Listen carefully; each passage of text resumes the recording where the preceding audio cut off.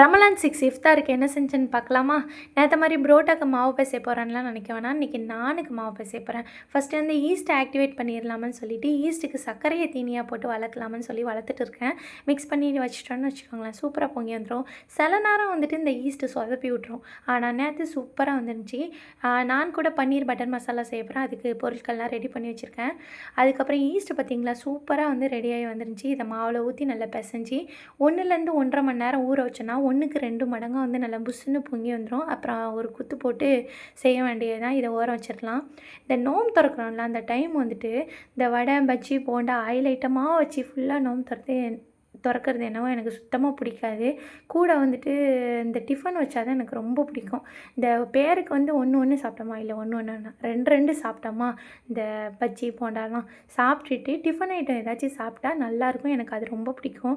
இப்போ ஒத்துக்கவும் மாட்டேங்குது. இப்போ சின்ன வயசுலேயே எல்லாேருக்கும் வந்துட்டு இந்த எண்ணெய் ஐட்டம்லாம் ஒத்துக்காமல் போச்சு. காலம் அப்படி இருக்குது, நம்ம அதுக்கு ஏற்ற மாதிரி மாறிக்க வேண்டியதான். அதனால் வந்து நான் இப்போ அதிகமாக வந்துட்டு டிஃபன் தான் வந்து செஞ்சுட்டு இருக்கேன்.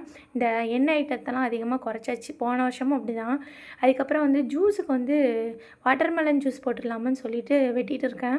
இந்த சீட்ஸ்லாம் வந்து முடிஞ்ச அளவு எடுத்துட்டேன். முடியாத அளவு மிக்சியிலே போட்டு அரைச்சி எடுத்தாச்சு. வேறு என்ன செய்ய முடியும்?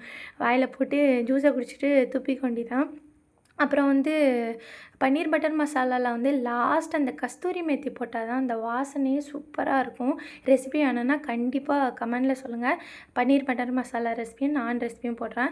அப்புறம் வந்துட்டு பேரிச்சம்பழத்தை ஏன் சும்மா சாப்பிடணும், கொஞ்சம் கருக்கு முறுக்குன்னு சாப்பிடலாமான்னு சொல்லி பாதாமும் வச்சு உள்ளே வச்சு ஓரம் வச்சாச்சு. அப்புறம் நான் சூப்பராக மேலே பட்டர்லாம் போட்டு ரெடி பண்ணி எடுத்துட்டேன்.